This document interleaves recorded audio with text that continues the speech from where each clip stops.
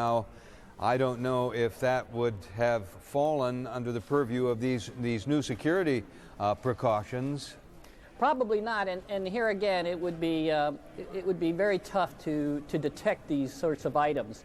One of the problems with the new regulations is that you cannot ensure 100% that any of the items that could be used in a hijacking or an attempt, a terrorist attempt like this, could be detected. It's just physically impossible. A ban on curbside and off-airport check-ins. This has been banned before during emergencies when airports had been under intense security, but as a general rule, it had not been disallowed because it inconvenienced passengers. But that's no longer going to be the case. That's true. They are going to stop the curbside check-in.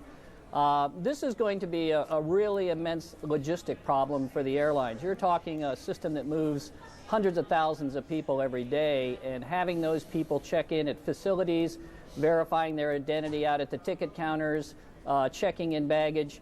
You're talking a huge logistical problem, not to mention a manpower problem. Okay, we have that you just touched on it, prohibiting all but ticketed passengers with photo IDs from going past airport metal detectors.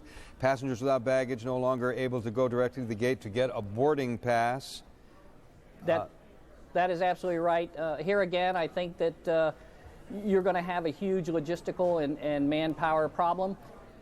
Whether these last two items would do anything to prevent something that just happened to us, I'm not so sure that would occur, but anything that you can do to ensure the safety, of course, is important, but you also have to balance that with your capabilities and also the percentages of what this will do to protect the traveling public. All right. A couple other mentions here. Closer monitoring of vehicles around airport terminals, of course. That's a no-brainer. An increased use of federal air marshals, more officers on duty at airports. On that score, there have been several suggestions about what to do in the future.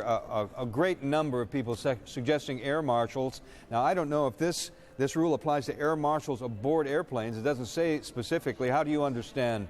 I believe it includes having actual air marshals on the airplanes. In the early 70s, of course, with all the hijackings to Cuba and so forth, this was a much publicized rule, and unfortunately it sort of slid by the wayside. I think having that information out there to the flying public and also to the factions that do these sorts of things is definitely going to be something that's going to hinder them in the future or let them consider some other venue rather than the air transportation system. All right, Jim Dent, thanks so much. We're going to get a better idea of what the security measures are and how they may or may not be working in the next several days as America attempts to get back into the business of air travel, which will become much more difficult than it has ever been before. It certainly will be. Now back to Aaron Brown in New York. Thanks. These are just more examples, of course, of how our lives are going to be changed by what's happened in New York and Washington. And another one here now as well. Our national security correspondent David Ensor joins us with talk of legislation that would change the rule of play for the CIA. David? Well, that's right, Aaron. A senior congressional Republican tells me that the 1995 rules requiring that potential informants for the Central Intelligence Agency be vetted for their criminal or human rights records before they're taken on board will likely be abolished, whether it's by the Director of Central Intelligence or by legislation, which Congress is now planning to consider next week, is not yet clear. In that legislation, Congress is also looking at adding billions of dollars to the nation's counterterrorism effort, and they're talking with the administration now about the numbers and exactly what that money would be used for. There's also discussion on Capitol Hill of creating a position, sort of a counterterrorism czar who would report directly to the president, much as the drug czar does now. The 1995 rules were imposed after a CIA-paid informant was found to be responsible for the deaths of an American and also of a Guatemalan married to an American named Jennifer Harbury. She led the cause, saying that the U.S. should not be paying people money for information who are murdering people overseas. And a U.S. intelligence official has said that while anything aimed at bolstering the human intelligence gathering efforts of the United States is a good thing, in fact, these rules have never restricted the agency from hiring the people it wants to hire, from getting the informants it wants to get. Last year, CIA spokesman William Harlow said to me that, quote, "We have never turned down an opportunity to deal with someone, even someone with an unsavory background, if we thought that person could be helpful in our effort to combat terrorism." However, today we have word from someone that I know President Bush takes very seriously, takes advice from on these matters, former President George Bush Sr., himself a former CIA director. If we are going to provide the president with the best possible intelligence, we have to free up the intelligence system from some of its constraints. You got to always respect the privacy and right of an American citizen. But I think they ought to take a hard look now at whether we've gone too far in denying the people that run the intelligence community access to human intelligence. So again, Aaron, the 1995 rules set up by the director of CIA, under which people who might be hired as informants in terrorist groups have to be checked out first for their criminal or human rights record. Those rules may be soon about to go, just part of the fallout of the terrible incident on the 11th, Aaron.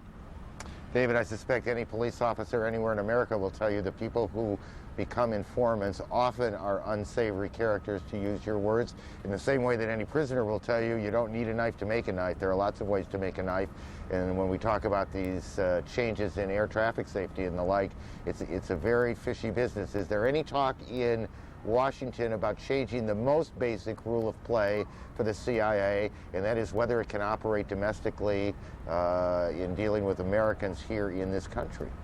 Absolutely no discussion of that sort, no. I think that the CIA prefers to stay overseas. The FBI is happy handling the matters domestically. There are, however, some other questions that at least some on Capitol Hill are beginning to discuss.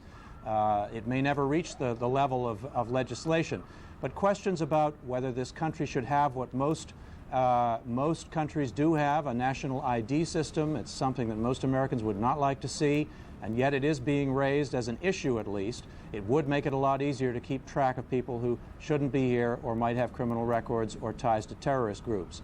Another issue that may be raised. David, that's a really interesting one, because I know you and I have talked about this years ago. There was a fierce discussion when then President Clinton proposed as part of his medical plan, healthcare plan, that everyone in the country just get a national medical card.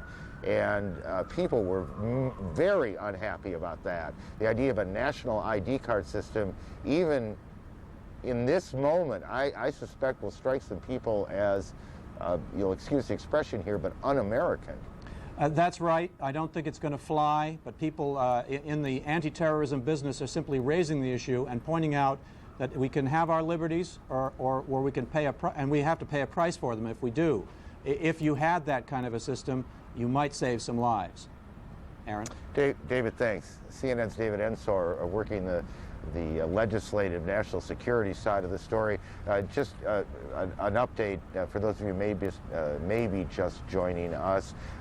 5 New York firefighters, we believe they're New York City firefighters, have been found alive. They were in an SUV near the first of the World Trade Center towers. They've been pulled out. They are battered, but we are told they are okay. They're being checked on now. We continue some reporting on the circumstances of how they were found, how close to the buildings they were, how deeply they were buried in the rest. There are scores of stories truly about going on down there, about the rescuers and how rescuers are finding the people who are trapped. Earlier today, my colleague Paula Zahn talked to Pat Cobert about how one message was received, a pager message. Someone who was trapped managed to get a pager message out to a friend or associate in Canada. Here's a portion of that conversation. Well, it was actually a call on my pager last night at 10:12 p.m. I went to bed about 9:45, listening to some of the news, and kind of fell asleep, and about 10:30 turned my TV off, and then heard my pager going off, and thought it was my brother Joe calling from Vancouver, as he did the night before at home, and I thought maybe instead of him calling tonight, being last night, he may have just paged me to call him back the next day. I called in, I heard this message, and it says, you know, we're under the rubble, we are okay, and it went on and then just ended. And I tried to go back to sleep, couldn't sleep. I got up, I listened to it 2-3 more times, tried to sleep again, I couldn't. I phoned the police. I waited for them to answer their phones. I guess they were busy. I didn't call on the 911 line. So I hung up and went back to sleep. I still couldn't sleep, and I listened to it again. I phoned the Metro Toronto Police, got through to them, spoke to a sergeant at headquarters. He listened to it, others listened to it. They sent police officers to my home last night to hear the tape, and they reviewed it. And he was on the line immediately with AT&T in the United States to try and track the phone number that came back to my pager last night. And you know, it was obviously very, very distressful and very, very sad and disturbing. It's been a long, long night for me. I can't even begin to understand what that must have been like. Pat, for our viewers to get a better sense of why this was so disturbing, I think we're able now to play part of that message that was transmitted to you. Let's listen. We're still alive. There's no trapped on the rumble after we're still alive. There's no. Pat, about the only thing I could make out, because the sound was a little distorted, is I'm still alive, I'm still alive. Yes, we are trapped under the rebel, and then he goes to we are still alive, and then goes on from that point. He sounded very calm, cool, collected, didn't sound like he was stressed. You know, kind of seems like maybe he's in a good protected area and a void in there, but there's definitely, because he changed it from to we, that there's more than one person in here, and obviously they are alive, and hopefully they can, you know, try and track this down through AT&T and find out who it was, or if somebody in the United States hears that voice, maybe it's one of their loved ones hears it and knows that that's his voice, that maybe they can get a cell phone and try calling him. We're really hoping. That is absolutely amazing. Now, do you have any idea how your pager would have been run? Well, Toronto, how this number, you know, would have been accessible to somebody, or is it a common number that someone could have dialed?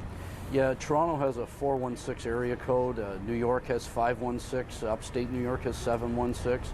And the last 4 digits of my number is all the same. And it's a very easy first 3 numbers of it as well. I do business in New York, in New Jersey, around the world, and you know, I don't know, there's a lot of Canadians down there. I don't know if somebody was actually had my number, or if a business associate had called me on my pager and hit redial, as you know, somebody here might have suggested or something, or they just dialed at random last night. That is a remarkable story, isn't it? And what I heard in listening to that message was the calm in the voice. We were a couple of hours ago, and we reported on this, involved in an evacuation from a building, and we were struck by how calm, I would say 99.9% of the people were, and people under pressure handled themselves pretty well. CNN's Martin Savage has continued to report on the rescue of 5 firefighters. Marty Savage, can you hear me? Yes, Aaron, I hear you. And New York City police are now confirming to us that, in fact, that is the case. 5 firefighters have been pulled from the rubble alive. And reportedly 3 now, we're being told 3 of those firefighters were fit enough that they were able to walk on their own. This is the story of their remarkable discovery. Apparently, there was a suspicious spot that the rescuers had been going over yesterday. They had marked it.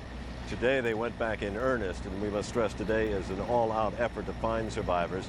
And when they were able to remove the debris, they uncovered what appeared to be the roof of a vehicle. Turns out it was the roof of a Chevy Suburban.